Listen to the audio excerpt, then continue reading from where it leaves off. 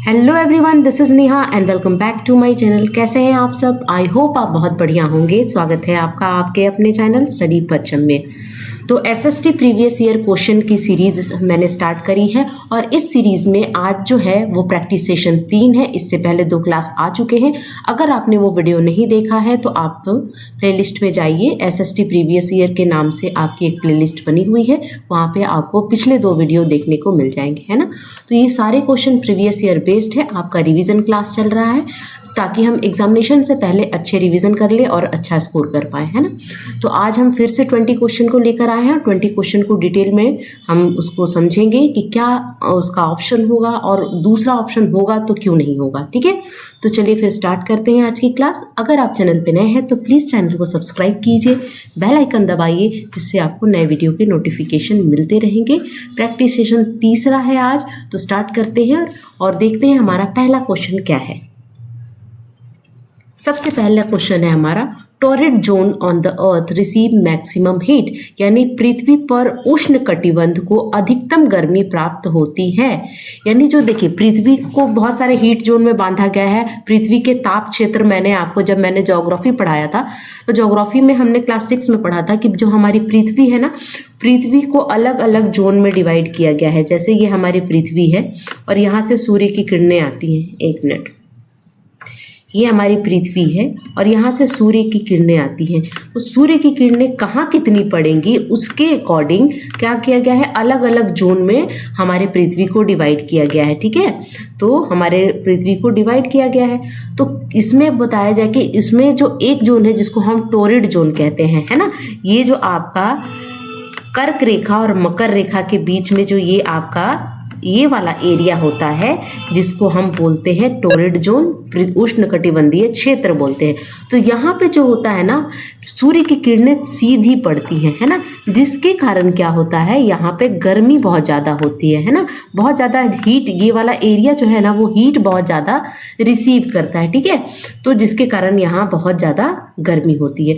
तो यहाँ पे क्वेश्चन हमारा ये बोल रहा है कि torrid zone on the earth receive maximum heat, यानी पृथ्वी पर उष्णकटिबंध क्षेत्र जो है वहाँ पे अधिक गर्मी क्यों पड़ती है, आपको रीज़न बताना है। तो एक तो ये है कि हम सूर्य की किरणें जो है, ये आपका सन हो गया, तो सूर्य की किरणें जो है वो सीधी पड़ने के कारण, अब इससे ऊपर आप चले जाओगे टेम्परेट जोन आएगा, है ना। उसके बाद ये पोलर एरिया आ जाता है, यहाँ पे टेम्परेट जोन आएगा। तो यहाँ पे उतना गर्मी नहीं पड़ता है जितना ये बीच वाला जो एरिया है ना यहाँ पे पड़ेगा। क्यों पड़ेगा? क्योंकि यहाँ पे सूर्य की किरणें सीधी पड़ती हैं इसके कारण, और यहाँ पे तिरछी हो जाने के कारण, सीधी नहीं पड़ने के कारण यहाँ गर्मी उतनी नहीं पड़ती है जितनी कि आपको टॉरिड जोन में पड़ती है, ठीक है। तो यहाँ पे 4 ऑप्शन दिया है, चारों ऑप्शन को आप पढ़िएगा, बताइएगा कि what is the exact answer of this question. तो पहला, it is bounded by ocean, ocean से बाउंडेड है ये, यानी यह महासागरों से घिरा हुआ जोन है, इसलिए यहाँ पे गर्मी पड़ती है।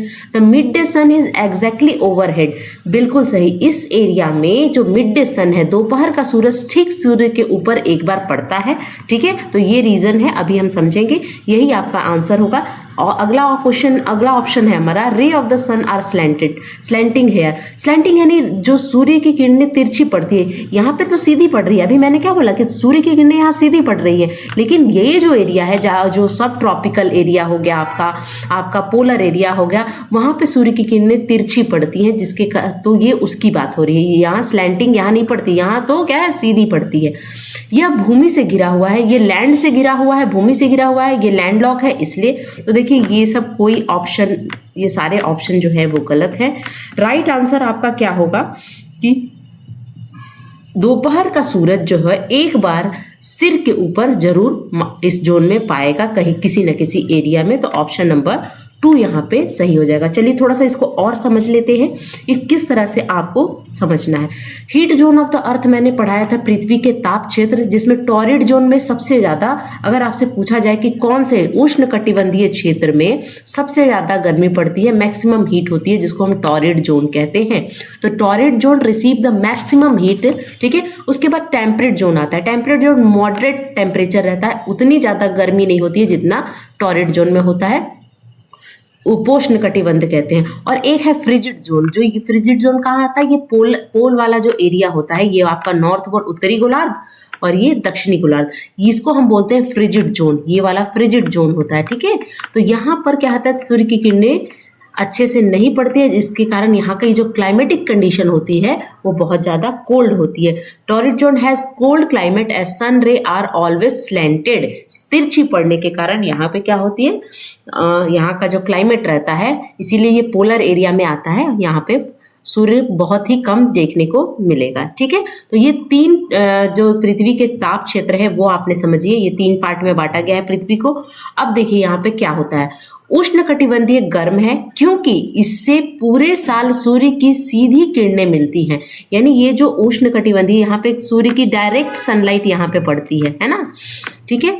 कर्क रेखा और मकर रेखा के बीच स्थित है, कि कहाँ से कहाँ तक, कर्क रेखा और मकर रेखा, यानी 23.5 डिग्री नॉर्थ से लेके 23.5 डिग्री साउथ तक ये एरिया, आपका ये जो एरिया है ये है टॉरिड जोन, उष्णकटिबंधीय क्षेत्र, ठीक है। इस क्षेत्र में सभी अक्षांशों पे, अक्षांश रेखाएं क्या होती हैं, जिसको हम लैटिट्यूड कहते हैं, ये लेटी हुई लाइनें होती हैं, ठीक है। कम से कम साल में कम से कम एक बार, देखिए यही आ गया ना ऑप्शन, दोपहर का सूरज ठीक सूर्य सर के ऊपर होता है, सूर्य की किरणें सीधी संपर्क में आने से उच्च तापमान और गर्म जलवायु होती है, ठीक है। समझ में आया, स्क्रीनशॉट ले लीजिएगा। What is the exact reason of this question, समझ में आया। चलिए नेक्स्ट क्वेश्चन है, India and Bangladesh are leading producer of jute, choose the correct statement that support growth of jute. यानी भारत और बांग्लादेश जूट यानी पटसन के प्रमुख उत्पादक है, यानी भारत और बांग्लादेश में जूट बहुत ज्यादा मात्रा में पाया जाता है, वहां पे प्रोडक्शन होता है, जूट कहे या पटसन बोल सकते हैं हिंदी में। जूट की वृद्धि का समर्थन करने वाले सही कथनों को चुनिए, यानी क्यों वहां पे ज्यादा पाया जाता है जूट, है ना। जूट पाया जाता है बांग्लादेश में और भारत में, तो क्यों पाया जाता है यहाँ पे ज्यादा, बांग्लादेश में तो पाया ही जाता है, भारत के किस एरिया में, जैसे आपका वेस्ट बंगाल हो गया, बिहार वाला पार्ट हो गया, तो यहाँ पे आपकी जूट की खेती बहुत ज्यादा देखने को मिलेगी। और जूट की खेती में जूट कहाँ से मिलता है, उसके तने से मिलता है, स्टेम से मिलता है, ये भी आपको ध्यान में रखना है। तो रीजन आपको देखना है कि क्या होना है, तो उस तरह की उसकी जलवायु होगी वहां की, तभी तो वहां पे जूट ज्यादा होता है। तो हम इन चारों ऑप्शन को देखेंगे कि कौन कौन सी फेवरेबल कंडीशन है किसके लिए, जूट प्रोडक्शन के लिए। तो सबसे पहले it grow in alluvial soil, बिल्कुल सही है, ये जलोढ़ मिट्टी में होता है। किसकी बात हो रही है, जूट यानी पटसन की बात हो रही है। पटसन की खेती किस में होती है, जलोढ़ मिट्टी में, तो यह जलोढ़ मिट्टी में अच्छी तरह से बढ़ता है, तो ये रीजन सही है। उसके बाद इट रिक्वायर हाई टेम्परेचर, बिल्कुल सही है, यहाँ पे हाई टेम्परेचर की जरूरत होती है, इसकी खेती में हाई टेम्परेचर की जरूरत होती है, इसके लिए उच्च तापमान की आवश्यकता होती है, बिल्कुल सही है। तीसरा है इसके लिए कम तापमान। अब देखिए यहाँ पे हमने उच्च तापमान को सही बोला है, तो कम तापमान वाले को गलत मानेंगे, ये कम तापमान की आवश्यकता होती है, ठीक है। तो यहाँ पे ए और बी सही हो गया, सी गलत हो गया। इसके लिए भारी वर्षा और आर्द्र जलवायु की आवश्यकता होती है, तो बिल्कुल सही, it require heavy rainfall and humid climate की आवश्यकता होती है। हैवी रेनफॉल होगा, ह्यूमिडिटी रहेगी, तब यहाँ पे इसकी खेती अच्छे से होगी। तो ए बी एंड डी कौन से ऑप्शन में है, A B and D, option number first पर ही हम जाएंगे कि जलोढ़ मिट्टी की आवश्यकता होती है, उच्च तापमान की आवश्यकता होती है, और यहाँ पर भारी वर्षा और आर्द्र जलवायु होगी, तो वहां पे क्या होगा, पटसन की खेती अच्छी होगी। ऑप्शन नंबर फर्स्ट के साथ हम जाएंगे। Now move on to next question, अगले क्वेश्चन को देखिएगा। नेक्स्ट क्वेश्चन है, Ladakh is also called little Tibet due to, यानी लद्दाख को छोटा तिब्बत भी कहा जाता है। अच्छा, लद्दाख को छोटा तिब्बत क्यों कहा जाता है, तो देखिए तिब्बत से ही सटा हुआ लद्दाख एक एरिया है जो कि क्या है, हमारे देश का यूनियन टेरिटरी है, एक केंद्र शासित प्रदेश है ना।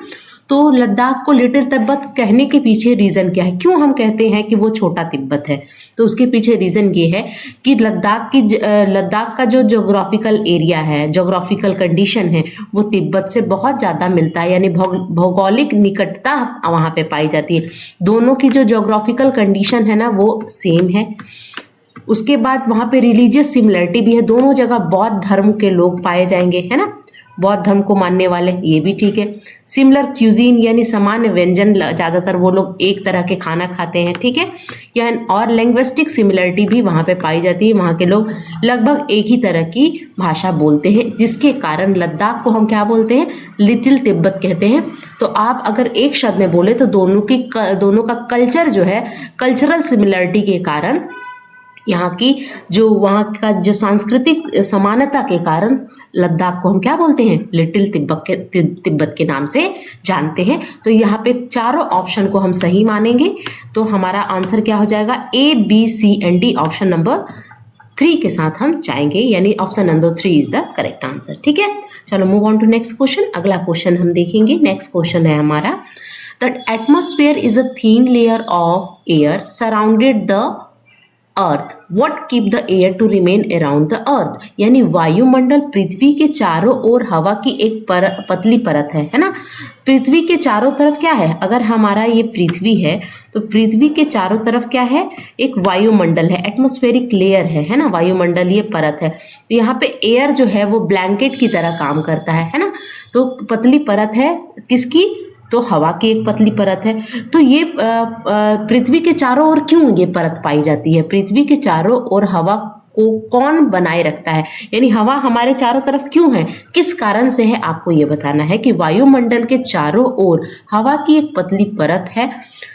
पृथ्वी के चारों ओर हवा को कौन बनाए रखता है, यानी कौन यहाँ पे हवा को रखने का काम करता है ना, हवा को यहाँ पे बनाए रखता है हमारे पृथ्वी के चारों ओर। तो हीट ऑफ द सन के कारण बना रहता है, rock and ocean of the अर्थ के कारण होता है, gravitational force of the moon के कारण होता है, या ग्रेविटेशनल फोर्स ऑफ द अर्थ के कारण होता है। तो ग्रेविटेशनल फोर्स ऑफ मून वगैरह का जब रीजन होता है तो वो टाइड से रिलेट हम करते हैं, है ना। लेकिन ग्रेविटेशनल फोर्स ऑफ द अर्थ के कारण हवा जो है चारों ओर पृथ्वी के एक ब्लैंकेट के रूप में, एक आप बोल सकते हो कि कंबल के रूप में घेरे हुए हैं हमारे पृथ्वी को, है ना। तो ग्रेविटेशनल फोर्स ऑफ द अर्थ के कारण, पृथ्वी की गुरुत्वाकर्षण बल के कारण जो हवा है हमारे पृथ्वी को चारों ओर घेरे हुई है। ऑप्शन नंबर 4 यहाँ पे करेक्ट हो जाएगा। ठीक है, नेक्स्ट देखना है आपको। क्वेश्चन नंबर 5 है हमारा, इन 1817 में जेम्स मिल ने 3 खंडों में ब्रिटिश भारत का इतिहास प्रकाशित किया था। बिल्कुल सही बात है। जेम्स मिल कहाँ के थे, स्कॉटलैंड के थे। और उन्होंने क्या किया था कि जो 1817 में जेम्स मिल ने एक बुक लिखी थी, ब्रिटिश भारत का इतिहास, a history of British India, है ना। तो जेम्स मिल कहाँ के थे, स्कॉटलैंड के थे। ठीक है, एक चीज आपको याद रखना है, अगर क्वेश्चन पूछ लिया जाए कि जेम्स मिल कहाँ से थे, तो स्कॉटलैंड के थे। दूसरी बात, उन्होंने कौन सी पुस्तक लिखी थी, तो हिस्ट्री ऑफ ब्रिटिश इंडिया नाम की एक बुक लिखी थी, जिसको हिंदी में बोलेंगे ब्रिटिश भारत का इतिहास। ठीक है ना, ये बुक लिखी थी जेम्स मिल ने। किसने लिखी थी, जेम्स मिल ने लिखी थी। कब लिखी थी, 1817 में। तो कितने सारे यहाँ पे पॉइंट्स बन गए, 1817 में जेम्स मिल ने एक बुक लिखी थी जिसका नाम था history of British India, British Bharat का इतिहास, और उसको 3 वॉल्यूम में, यानी उसका 3 पार्ट था, 3 वॉल्यूम में प्रकाशित किया गया था, है ना। उसको पब्लिश किस में किया गया था, 3 वॉल्यूम में, 3 भाग में, 3 खंडों में प्रकाशित किया गया था। ठीक है, ये बात बिल्कुल सही है। उसके बाद इन दिस ही डिवाइडेड, अब 3 वॉल्यूम कौन है, वॉल्यूम 1, वॉल्यूम 2 और वॉल्यूम 3। जैसे हमने अकबर में अकबरनामा हमने देखा था ना, वो भी 3 वॉल्यूम में था, इसी तरह इनका भी 3 वॉल्यूम था। तो ये 3 वॉल्यूम को किस किस में डिवाइड किया गया था, अब तीनों वॉल्यूम का एक एक टॉपिक तो होगा। तो in this he divided Indian history into 3 period, ancient, medieval and modern. इनमें उन्होंने भारतीय इतिहास को 3 कालखंडों में विभाजित किया, प्राचीन, मध्यकालीन और आधुनिक। ये गलत है ना। प्राचीन, मध्यकालीन और आधुनिक में उन्होंने नहीं डिवाइड किया था, उन्होंने किया था एक हिंदू पीरियड आया, फिर एक मुस्लिम पीरियड आया, और फिर एक ब्रिटिश पीरियड में उन्होंने डिवाइड किया था। प्राचीन, मध्यकालीन और आधुनिक नहीं, यानी इन्होंने बोला था कि एक हिंदू पीरियड आएगा, उसके बाद फिर मुस्लिम पीरियड आएगा जहाँ पे मुस्लिम राजा रहेंगे, और फिर ब्रिटिश का बोलबाला रहेगा। तो ये इसमें उन्होंने डिवाइड किया था, ना कि प्राचीन, मध्यकालीन और आधुनिक में, यानी एंशिएंट, मेडिवल और मॉडर्न में उन्होंने नहीं डिवाइड किया था। तो ये स्टेटमेंट आपका गलत हो गया। तो यहाँ पे चूज द करेक्ट ऑप्शन, तो यहाँ पे आपका ए ट्रू हो जाएगा और बी फॉल्स हो जाएगा, यानी ए सही है और बी गलत है। Option number 2 is the correct answer. ठीक है, चलिए नेक्स्ट देखना है आपको। नेक्स्ट क्वेश्चन है हमारा, क्वेश्चन नंबर 6 असर्शन और रीजन से है, अभिकथन और कारण है। सबसे पहले हम देखेंगे कि भारत के गांवों से किसानों की आत्महत्या के कई मामले सामने आए हैं। मानसून की विफलता, अब यहाँ पे ये अभिकथन है कि भारत में गांवों में जो किसान है ना वो बहुत ज्यादा मात्रा में आत्महत्या करते हैं। अब आपका कारण क्या बताया जा रहा है आत्महत्या का, कि आत्महत्या का कारण ये बताया जाता है कि मानसून की विफलता और ऋण चुकाने के में असमर्थ किसानों के बीच संकट का कारण बनती है।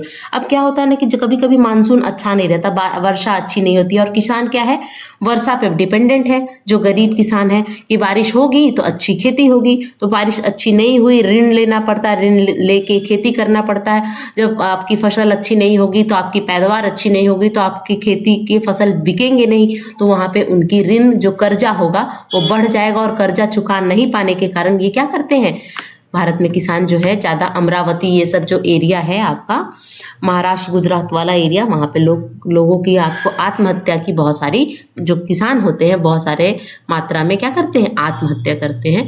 तो दोनों अभिकथन और कारण दोनों सही है, और यहाँ पे जो कारण है वो सही एक्सप्लेनेशन है आपका अभिकथन का यानी असर्शन का। यानी क्या था कि many case of farmer suicide have been reported from the village in India, failure of monsoon and inability to repay loan, वो कर्ज नहीं चुका पाते जिसके कारण वो स्ट्रेस में आ जाते हैं, और स्ट्रेस होने के बाद वो क्या करते हैं, आत्महत्या करते हैं। तो बिल्कुल सही है। तो बोथ ए यानी ए और बी दोनों सत्य है, और यहाँ पे ऑप्शन नंबर आप 4 में जाइएगा, A and R are true and R is the correct explanation of A, यानी ए और आर दोनों सत्य है और आर ए का सही स्पष्टीकरण है। Option number 4 is the correct answer. ठीक है, move on to next question. Question number 7 देखना है आपको। Wind blow dry leave down the pavement, how do wind blow, यानी सूखी हवाएं सूखी पत्तियों को फुटपाथ पर उड़ा देती हैं, हवाएं कैसे चलती हैं। आपको सिंपली बताना है कि विंड ब्लो कैसे करती है, हवा कैसे चलती है। तो हवा चलती है हाई प्रेशर जोन से, ठीक है ना, हाई प्रेशर जोन से लो प्रेशर जोन में आपकी हवा चलती है, यानी उच्च दाब से निम्न दाब की ओर हवाएं चलती हैं। उच्च दाब वाले क्षेत्र से निम्न दाब वाले क्षेत्र में आपकी हवाएं चलती हैं। ठीक है, तो जहां पे उच्च दाब रहेगा तो वहां पे क्या होगी, आपको अब बताती हूँ इमेज से मैं। ठीक है, तो ऑप्शन नंबर यहाँ पे 4 करेक्ट हो जाएगा। Movement of air from high pressure area to low pressure area, जिसके कारण जो आपकी विंड है वो क्या करती है, सूखी पत्तियों को उड़ा ले जाती है। ठीक है, ऑप्शन नंबर 4 यहाँ पे करेक्ट हो जाएगा। अब आप एक इमेज देखिए कि किस तरह से हवा चलती है। देखिए क्या होती है, जहाँ पे हाई प्रेशर का बेल्ट बनता है तो वहाँ की हवा जो होती है वो ठंडी हो जाती है और नीचे आ जाती है, लेकिन जहाँ पे लो प्रेशर बेल्ट होगा तो हवा यहाँ पे क्या होती है, गर्म होके ऊपर उठ जाती है। तो विंड कैसे ब्लो करती है, high pressure through low pressure, उच्च दाब से निम्न दाब की ओर हवा जो है वो बहती है। ठीक है, our solar family consist of following celestial body, यानी हमारे सौर परिवार में निम्नलिखित खगोलीय पिंड शामिल है। कौन कौन से खगोलीय सेलेस्टियल बॉडी है, तो देखिए इसमें हमारा सन भी होगा, प्लैनेट भी होगा, सैटेलाइट भी होगा, एस्ट्रॉइड्स भी होगा और मेटेरॉइड्स भी होगा। यानी सूर्य भी हमारे सौर परिवार में, खगोलीय पिंड में हमारा सूर्य भी आएगा, है ना। ग्रह भी आएंगे, उपग्रह, जैसे हमारे ग्रह कौन से हैं, ग्रह में कौन कौन से आ जाएंगे, जैसे आपकी पृथ्वी हो गई, आपकी बुध हो गई, शुक्र हो गई, बृहस्पति हो गई, ये सब ग्रह है।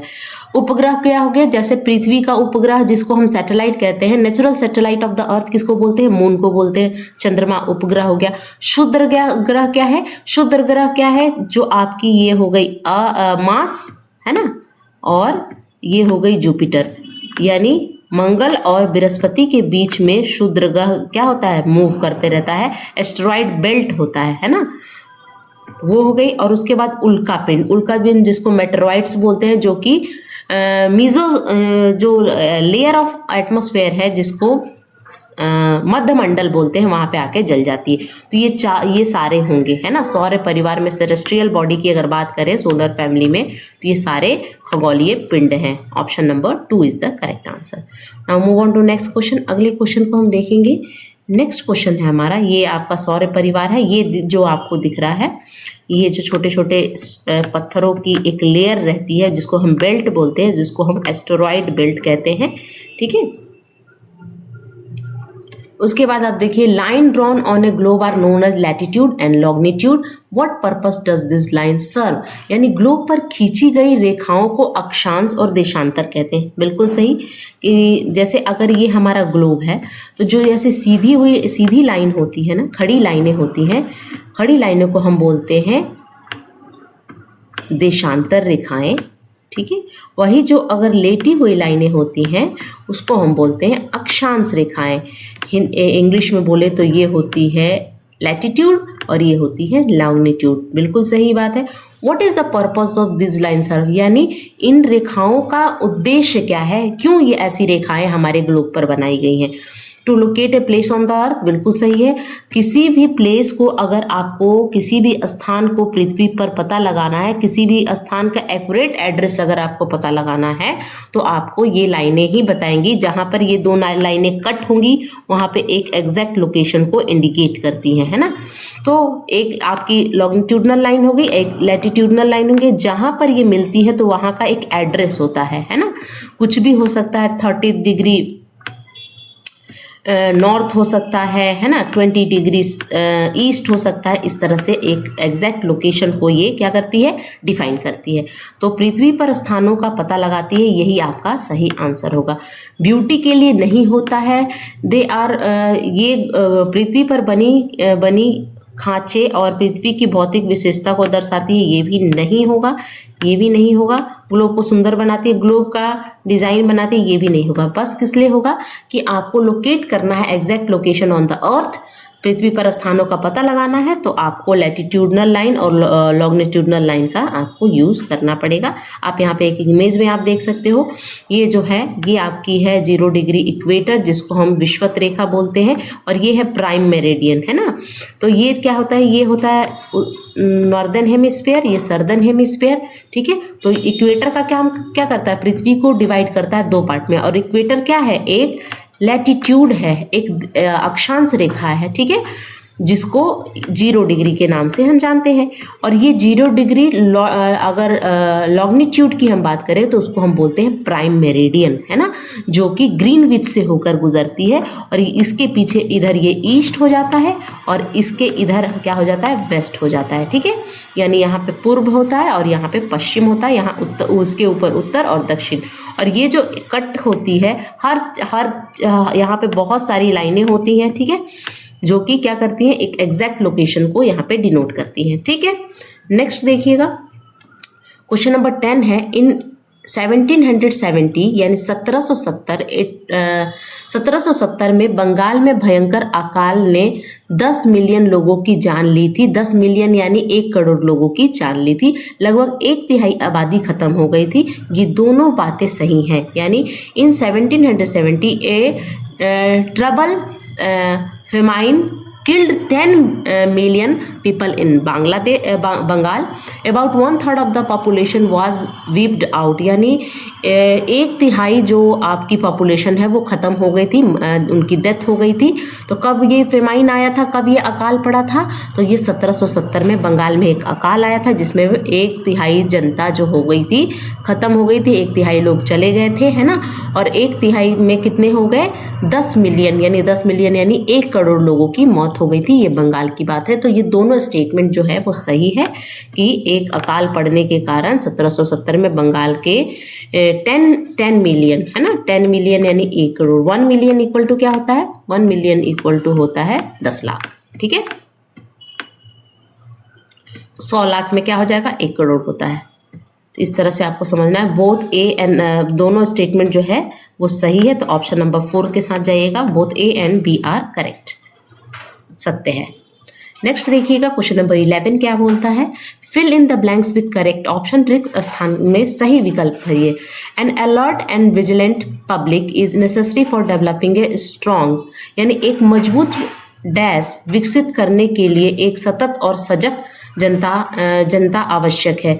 एक सतत और जनता की आवश्यकता कहाँ होगी, जब आपको एक लोकतांत्रिक सरकार या लोकतंत्र को विकसित करना होगा, जब आप डेमोक्रेसी को विकसित करके N alert and vigilant public is necessary for developing a strong democracy. ठीक है, जब आपको बहुत ही मजबूत लोकतंत्र को बनाना होगा तो आपकी जनता कैसी होनी चाहिए, सतर्क होनी चाहिए। आपकी जनता जो होनी अलर्ट होनी चाहिए और बहुत अच्छे से क्या करना चाहिए, उन्हें वेरीफाई करना है एक एक चीज को कि नहीं हमें किस तरह की सरकार चाहिए, किस तरह का नेता हमारे देश के लिए आवश्यक है। ठीक है, तो ऑप्शन नंबर फर्स्ट यहाँ पे करेक्ट हो जाएगा। Now move on to next question. Question number 12 देखेंगे, what make an object or substance a resource, यानी किसी वस्तु या पदार्थ को संसाधन क्या बनाता है। देखिए संसाधन क्या बनाता है, उसकी यूटिलिटी एंड यूजेबिलिटी उसको क्या बना देती है, रिसोर्स बनाती है। देखिए वही वस्तु आपके लिए रिसोर्स का काम करेगी जब आपके लाइफ में उसका कुछ यूज हो, है ना, उसकी उपयोगिता हो, है ना। जब आप किसी चीज का यूज कर रहे हो और उससे आपको बेनिफिट हो रहा है तो वो क्या होता है, रिसोर्स के रूप में बदल जाता है, वो आपके लिए रिसोर्स है। तो यहाँ पे उपयोगिता और प्रयोज्यता यानी यूटिलिटी और यूजेबिलिटी जो होता है क्या करता है, ऑब्जेक्ट और सब्सटेंस और रिसोर्स, रिसोर्स में किसी वस्तु या पदार्थ को संसाधन क्या बना देता है, यूटिलिटी उपयोगिता के रूप में परिवर्तित करता है। Option number first is the correct answer. ठीक है, move on to next question. Question number 13 देखेंगे हम, true representative model of the earth. Earth का जो हमारी पृथ्वी का सच्चा प्रतिनिधि मॉडल कौन सा है, तो आपका ग्लोब होता है। ठीक है, देखिए सैटेलाइट इमेज जो ये तो इमेज है, इमेज कैसी होती है, फ्लैट होती है ना, रूबी बॉल भी नहीं होगा। Globe is the miniature of the अर्थ के नाम से हम जानते हैं। मिनिएचर यानी ग्लोब क्या है, अर्थ का छोटा रूप है जो कि 3D इमेज दिखाता है ना। ग्लोब को ऐसे घुमा घुमा के आप पूरे कॉन्टिनेंट को, महासागर को, सबको, महाद्वीप को देखते हैं, कंट्री को देखते हैं। मैप नहीं होता है, मैप भी फ्लैट होता है। तो ग्लोब हमारी पृथ्वी का सच्चा प्रतिनिधि मॉडल का है, ग्लोब है। ऑप्शन नंबर 3 यहाँ पे करेक्ट हो जाएगा। ठीक है, चलिए move on to next question. अगले क्वेश्चन को देखेंगे, choose the statement that explain the Ganga Brahmaputra basin in Indian subcontinent, यानी भारतीय उपमहाद्वीप में गंगा ब्रह्मपुत्र बेसिन की व्याख्यान करने वाले कथनों को चुनिए। यानी आपको वहां पे दिखाना है, आपको इस पूरे ऑप्शन में चूज करना है कि गंगा ब्रह्मपुत्र में कैसा क्लाइमेट होता है, कैसी वर्षा होती है ना, किस तरह की वहाँ का क्लाइमेटिक सिचुएशन है, किस तरह के वहाँ के जो लैंड फॉर्म है। ठीक है, तो अब देखिए सबसे पहला है कि coniferous forest grow in this region. तो गंगा ब्रह्मपुत्र रीजन में कॉनिफेरस फॉरेस्ट जो होता है वो ग्रो होता है। तो देखिए कॉनिफेरस के साथ यहाँ पे डिसीडियस भी होता है और मैनग्रूव फॉरेस्ट भी होता है, ये सब होते हैं। तो एक तरह से ये सही भी है और गलत भी नहीं कह सकते हैं, क्योंकि वहाँ पे कॉनिफेरस यानी शंकुधार वृक्ष पाए जाते हैं। वन की नहीं बात करें, वृक्ष तो पाई जाती है। तो अगर ये आधा सही है और आधा गलत है, ठीक है, क्योंकि वहां पर ट्रॉपिकल डिसीडियस फॉरेस्ट भी पाया जाता है और मैंग्रोव भी पाया जाता है। उसके बाद बेसिन लाइज इन ए सब ट्रॉपिकल रीजन, बिल्कुल सही है। बेसिन कहाँ पाया जाता है, उपोष्ण कटिबंधीय क्षेत्र में पाया जाता है, ये भी सही है। The area is dominated by monsoon climate, बिल्कुल सही। जो जून से लेकर सितंबर में आपकी जो मानसून क्लाइमेट वर्षा आती है उस पर क्या होता है, ये ज्यादातर ये क्या होता है, ये क्षेत्र में ये जलवायु बहुत ज्यादा मात्रा में डोमिनेटेड है, प्रभुत्व, तो ये भी सही है। The basin area has very topography. अब गंगा यहाँ से आ रही है आपके उत्तर भारत से, यहाँ नॉर्थ ईस्ट से आपकी क्या आ रही है, ब्रह्मपुत्र आ रही है। तो गंगा ब्रह्मपुत्र बेसिन क्या कहते हैं, और भी सहायक नदियां इसके साथ जुड़ती है ना, और भी सहायक नदियां जुड़ती हैं और क्या बनाती हैं, गंगा ब्रह्मपुत्र बेसिन। ये वाले पूरे एरिया को हम गंगा ब्रह्मपुत्र बेसिन कहते हैं। तो यहाँ पे है कि अलग अलग तरह के बेसिन में स्थल कृतियां में विविध है, यानी अलग अलग तरह की वहाँ पे वेराइटी ऑफ वहाँ पे स्थल मिलेंगे, बिल्कुल सही है। जब गंगा पहाड़ों से उतरती है तो वहाँ पे आपको हिली एरिया मिलेगा, तो कहीं आपको प्लेन एरिया मिलेगा, तो ये बात बिल्कुल सही है। कहीं आपको बहुत सारे जंगल मिलेंगे, तो ये भी बात सही है। तो देखा जाए तो ये चारों ऑप्शन सही है, लेकिन हमें किसके साथ जाना था, हमारे पास यहाँ पे 3-3 ही ऑप्शन दिया हुआ है। तो अगर हम 3-3 अगर हम इसको अगर सिर्फ कॉनिफेरस के हिसाब से देखें कि सिर्फ शंकुधार वन पाए जाते हैं, तो उसके हिसाब से जो ए होगा वो करेक्ट हो जाएगा। लेकिन पूरी तरीके से ये रॉन्ग ए जो है वो रॉन्ग हो जाएगा, लेकिन इसको हम पूरी तरीके से भी रॉन्ग नहीं कहेंगे। यहाँ पे चारों ऑप्शन को यहाँ देना चाहिए था, ठीक है। फिर भी अगर हम ए को रॉन्ग करते हैं तो बी सी डी यानी ऑप्शन नंबर फर्स्ट के साथ हम जा सकते हैं, ठीक है। नेक्स्ट देखिएगा, आप एक बार गूगल करके देखना जरूर, ठीक है ना। वहां पे आपको दिखाएगा कि कॉनिफेरस यानी शंकुधार वन या वृक्ष पाए जाते हैं, ठीक है। नेक्स्ट देखिएगा, द प्रेरी को विश्व के अन्न भंडार के रूप में जाना जाता है। इस क्षेत्र में शेष गेहूं उत्पादन में मदद करने वाले स्थितियों का चयन कीजिए। जो prairies are known as granary of the world, select the condition that help the production of surplus wheat in this region. देखिए जो प्रेरीज है ना वो नॉर्थ अमेरिका में है, घास का मैदान है प्रेरीज। तो यहाँ पर ना बहुत मात्रा में क्या होता है, अनाज होता है, गेहूं होता है, इसीलिए इसको ग्रेनरी ऑफ द वर्ल्ड यानी विश्व के अन्न भंडार के नाम से हम जानते हैं। तो यहाँ पे एक और क्वेश्चन आपका यहाँ पे बनेगा कि किसको हम विश्व के अन्न भंडार के नाम से जानते हैं, किस जगह को हम विश्व के अन्न भंडार के नाम से जानते हैं, तो वो क्या होगा आपकी प्रेरीज। प्रेरीज को हम बोलते हैं विश्व का अन्न भंडार, ग्रीनरी ऑफ द वर्ल्ड, ठीक है। तो वहां पे क्या है, ऐसा क्या है कि वहां पे बहुत ज्यादा अनाज होता है। तो यहाँ पे सबसे पहला ऑप्शन दिया हुआ है ए, देखिएगा, people do not use technology here. ये तो गलत हो गया। देखिए टेक्नोलॉजी का जब आपकी हरित क्रांति आई थी तो उसमें हमने क्या देखा था कि बहुत ज्यादा टेक्नोलॉजी का यूज हुआ था, मशीनों का यूज हुआ था, जिससे क्या होती थी, पैदावार बढ़ी थी। तो यहाँ पे टेक्नोलॉजी का यूज नहीं करेंगे तो बिना टेक्नोलॉजी के यूज के पैदावार नहीं हो सकती, ठीक है। तो ये गलत है, होगी लेकिन ज्यादा मात्रा में। यहाँ पे विश्व के अन्न भंडार के रूप में इसका अगर नाम लिया जा रहा है यानी यहाँ टेक्नोलॉजी का यूज हो रहा होगा, ठीक है। उसका people are very hard working, यानी पहला ऑप्शन तो यहाँ पे गलत हो गया कि यहाँ के लोग तकनीकी का उपयोग नहीं करते हैं। दूसरा है people are very hard working here, यहाँ के लोग बहुत मेहनती हैं, ये बात सही है। लेकिन जहाँ मेहनत करेंगे तो वहाँ पे आपको फल भी मिलेगा। अगर आप सीटेट में आप मेहनत करोगे तो आपको फल जरूर मिलेगा, आपको रिजल्ट देखने को मिलेगा। उसके बाद scientific method of cultivation are use here, बिल्कुल सही है। यहाँ पे खेती के वैज्ञानिक तरीके का इस्तेमाल किया जाता है, ये भी सही है, ठीक है। There is a lack of rainfall in this area, देखिए जहाँ पे रेनफॉल कम होगा, वर्षा कम होगी, तो वहां पे पैदावार कहाँ से अच्छी होगी। तो ये तो सीधे कॉन्ट्राडिक्टरी है कि ये गलत है। जहाँ पे हैवी, अगर lack of rainfall heavy rainfall बोलता तो यहाँ पर हम मान सकते थे, यानी यहाँ पे ए और आपका जो डी है वो गलत हो जाएगा। यहाँ पे कम वर्षा होती है इसलिए यहाँ पे खेती अच्छी होती है, ये दोनों गलत हो गया। तो ऑप्शन नंबर यहाँ पे आप किसके साथ जाएंगे, बी और सी के साथ जाएंगे। किस ऑप्शन में बी और सी, ऑप्शन नंबर 1 में ही है कि बी और सी यहाँ पे सही हो जाएगा, ठीक है। क्यों होता है यहाँ पे पैदावार अच्छा, यहाँ के लोग बहुत हार्ड वर्किंग है, और दूसरा कि यहाँ में साइंटिफिक मेथड ऑफ कल्टीवेशन का यूज किया जाता है, अच्छी तकनीकी का यूज किया जाता है, ठीक है।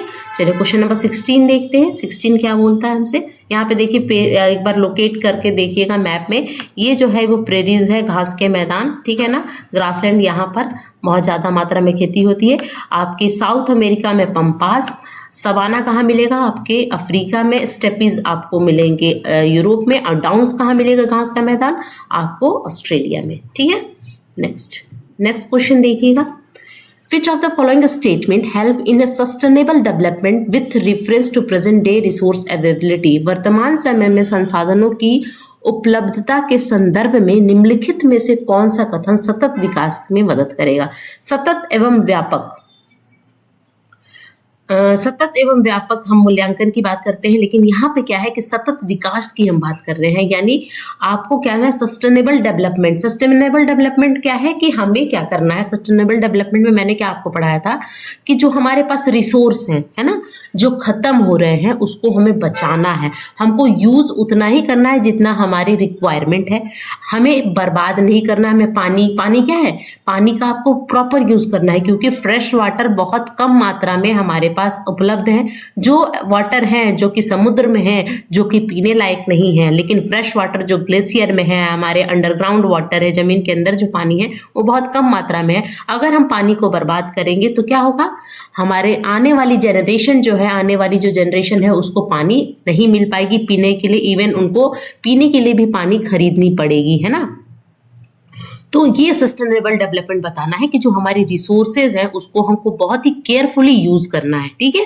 तो आपको यहाँ पे बताना है, 4 ऑप्शन है कि संसाधनों के रेफरेंस पे, तो हमने पढ़ा था 3R, हम बचपन से पढ़ते आ रहे हैं 3, रिड्यूस, रीयूज और रिसाइकिल की हम बात कर रहे हैं। तो रिड्यूस कंजप्शन ऑफ रिसोर्सेज, हाँ, आप जो रिसोर्स, मान लीजिए कि आप दिन भर में आप 40 लीटर पानी को यूज करते हैं, तो आप इसको कम कीजिए, आप 30 लीटर पर आइए, है ना।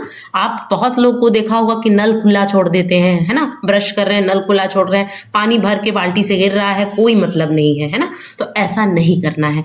तो आपको ये ऑप्शन सही है कि आपको रिड्यूस यानी 3R, आर नंबर 1 रिड्यूस, फिर रिसाइकल करना है ना, जो जिस चीज को आप दोबारा से, यानी सबसे संसाधनों की खपत को कम कीजिए, ठीक है। इंक्रीज रिसोर्स यूज, ये तो सीधे उल्टा हो गया कि आप रिसोर्स को बढ़ाइए। फिर रीयूजिंग थिंग, बहुत सारे चीज को आप रियूज कर सकते हैं, उसको फिर से इस्तेमाल में ला सकते हैं, तो ये भी सही होगा, ठीक है ना। तो यहाँ पे गलत कौन होगा, बी वाला ऑप्शन, ठीक है ना। संसाधनों को ज्यादा से ज्यादा यूज कीजिए, ये गलत होगा, लेकिन संसाधनों का पुनर्चक्रण करना या चीजों का पुनः उपयोग करना, ये तीनों चीजें यानी 3R पर आपको फोकस करना है। यानी option number A, C and D किस में है, A, C and D, option number 4 के साथ आप जा सकते हो। सही विकल्प क्या है, ए, सी एंड डी, ठीक है। चलिए क्वेश्चन नंबर 17 देखिएगा। Distinctiveness of Adivasi societies attributed to, आदिवासी समाज की विशिष्टता का श्रेय निम्नलिखित को जाता है। यानी आदिवासी जो कल्चर है ना, आदि उसकी जो विशिष्टता है ना, जो अलग है सबसे, उसका श्रेय किसे जाएगा, क्यों है। तो सबसे पहले हम क्या देखेंगे कि जाति व्यवस्था का प्रचलन, क्या आदिवासी लोग जाति व्यवस्था में विश्वास रखते थे, नहीं रखते थे। जाति व्यवस्था में विश्वास कौन रखते थे, जो आपकी जो मेन स्ट्रीम वाली जो सोसाइटी थी, मेन स्ट्रीम में कौन आते थे, ब्राह्मण, क्षत्रिय, वैश्य और शूद्र आते थे। तो ये लोग कास्ट सिस्टम से क्या थे, प्रभावित थे, प्रिविलेंस था यहाँ पे। लेकिन यहाँ पर जो ट्राइब्स लोग थे, वो उनकी जो इतना जो रिच कल्चर था, वो क्यों था, तो क्या वो जाति व्यवस्था में विश्वास रखते थे, तो ये तो गलत हो गया कि वो उनमें वहाँ पे जाति व्यवस्था नहीं थी। अनप्रचलित धर्म से अलग आदिवासी धर्म एक श्रृंखला का प्रचलन है, ठीक है। विशिष्ट भाषा का प्रयोग और थोड़ा पदानुक्रम की उपस्थिति। तो ऑप्शन नंबर फर्स्ट यहाँ पे ए सही नहीं होगा, बी, सी एंड डी सही होगा कि practice of range of tribal religion distinct from other prevalent religion, यानी जो ये पूजा पाठ या ये रिलीजन को फॉलो करते थे, जो मेन स्ट्रीम में रिलीजन था उससे अलग था। यहाँ पे अलग तरह के लैंग्वेज का भी यूज करते थे और थोड़ा पदानुक्रम की उपस्थिति ने प्रेजेंस ऑफ लिटिल हायरार्की वहां पे देखने को मिली, जिसके कारण उनकी जो कल्चर है वहां पे विशिष्टता आपको देखने को मिलता है। तो ऑप्शन नंबर ए जिसमें होगा वो रॉन्ग हो जाएगा। तो ए, बी, सी और ये 2, 3 और 4 गलत हो गया। ऑप्शन नंबर ए के साथ आप फर्स्ट के साथ आप जा सकते हैं, B, C and D is the correct answer, ठीक है। अगले क्वेश्चन को देखिएगा, question number 18 assertion and reason है। In 1960, the bilingual state of Bombay was divided into separate state from Marathi and Gujarati speaking people। यानी 1960 में आपका अभिकथन क्या बोल रहा है, असर्शन है कि द्विभाषा राज्य बॉम्बे में 2 तरह की भाषाएं बोली जाती थी। 1960 से पहले बॉम्बे वाला रीजन था, वहाँ पे 2 भाषाएं बोली जाती थी, मराठी और गुजराती। इस आधार पे उस राज्य का बंटवारा 2 पार्ट में हुआ, यानी भाषा के आधार पे क्या हुआ, आपका जो बॉम्बे स्टेट जो है, ये बॉम्बे स्टेट ये पूरा माना जाता था पहले। तो यहाँ पे कुछ क्षेत्र में क्या बोलते थे लोग, गुजराती बोलते थे और कुछ क्षेत्र में मराठी। तो इस आधार पे 1960 में इस स्टेट का बंटवारा हुआ और एक बना गुजरात और दूसरा बना महाराष्ट्र। कब की बात है, 1960 की। भाषा के आधार पर ये विभाजन हुआ था, ठीक है। उसके बाद यहाँ पे आइए, कारण क्या बताया जा रहा है कि 1966 में पंजाब राज्य को भी 2 राज्यों में विभाजित किया गया था, पंजाबी भाषाओं के लिए पंजाब और हरियाणवी और हिंदी भाषाओं के लिए हरियाणा। उसके बाद 1966 में फिर से एक विभाजन हुआ भाषा के आधार पर पंजाब और हरियाणा का। जो पंजाबी बोलने वाले थे उनको पंजाब राज्य मिल गया, जो हरियाणा बोलने ये हरियाणवी या हिंदी बोलने वाले थे उनको अलग मिल गया। तो ये देखिए दोनों स्टेटमेंट यहाँ पे सही है। ये हुआ था 1960 में, महाराष्ट्र स्टेट का बंटवारा हुआ था on the basis of language, और यहाँ पे 1966 में भी हुआ था पंजाब और हरियाणा का, लेकिन दोनों एक दूसरे का को क्या कर रहे हैं, इंटर रिलेट नहीं कर रहे हैं, ठीक है ना। दोनों का कारण, दोनों का भाषा के आधार पे जरूर हुआ था दोनों का बंटवारा, लेकिन अभिकथन और कारण दोनों अलग हैं, ठीक है। तो both A R true but R does not explain A, यानी ये कारण नहीं है ना, दोनों का कारण सेम है कि दोनों भाषा के आधार पर बंटवारा हुआ था, लेकिन ए का कारण आर है ये नहीं हम बता सकते, ठीक है। तो option number A and R is the correct, दोनों इंडिपेंडेंट है, ठीक है। तो फर्स्ट ऑप्शन के साथ आप जा सकते हैं। क्वेश्चन नंबर 19 देखिएगा, railway network is now extensively being build in a mountain area, select the most suitable region, यानी पहाड़ी इलाकों में अब बड़े पैमाने पे रेलवे नेटवर्क बनाया जा रहा है, सबसे उपयुक्त कारण आपको बताना है। तो देखिए क्या करना है कि अभी क्या है कि आज से आप 10-15 साल पहले या 10 साल पहले की बात, 15 साल पहले की बात करो, जब आप वैष्णो माता जाया करते थे, जो हिंदू धर्म से रिलेटेड लोग हैं, जब वो आप वैष्णो माता जाते थे तो कटरा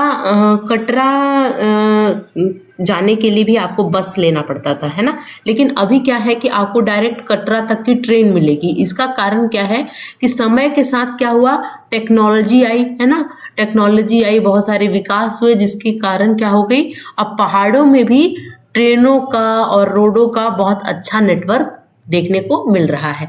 तो यहाँ पे रीजन बताना है कि पहाड़ी इलाकों में बड़े पैमाने पे रेलवे नेटवर्क देखे जा रहे हैं। इसका रीजन क्या है, माउंटेन एंड हाईली एरोडेड, पहाड़ों पर बहुत ज्यादा क्षरण हो रहा है, पहाड़ के लोग रेलवे बना रहे हैं, इसे संभव बनाने के लिए उन्नत तकनीक का विकास, हाँ बिल्कुल सही है। There is advance technology develop to enable this, advance technology का यूज करके पहाड़ों को काट के रेलवे नेटवर्क बिछाया जा रहा है, यही आपका रीजन होगा। पहाड़ों में रेलवे बनाना आसान है नहीं, इतना आसान रहता तो बहुत पहले बन गया रहता। ऑप्शन नंबर 3 के साथ आप जा सकते हैं, ठीक है।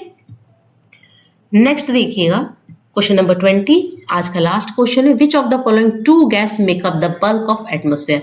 हमारे एटमोस्फेयर में बहुत सारी गैसेज है ना, उसमें सबसे ज्यादा मात्रा में 2 गैसेज हैं, आपको बताना है। तो सबसे ज्यादा मात्रा में आपकी नाइट्रोजन होती है जो कि 78% है, और उसके बाद आपको मिलेगी ऑक्सीजन, ठीक है, उसके बाद आपको मिलेगी ऑक्सीजन जो कि 21% है ना। तो 2 गैसेस को ही पूछा था, तो हम नाइट्रोजन एंड ऑक्सीजन के साथ जा सकते हैं। ऑप्शन नंबर 2, यानी वायुमंडल में दो गैसेस वायुमंडल की अधिकांश भाग में बनाती हैं, तो ये होगा। तीसरे नंबर पर आएगा आर्गन, उसके बाद आएगा कार्बन डाइऑक्साइड, ठीक है।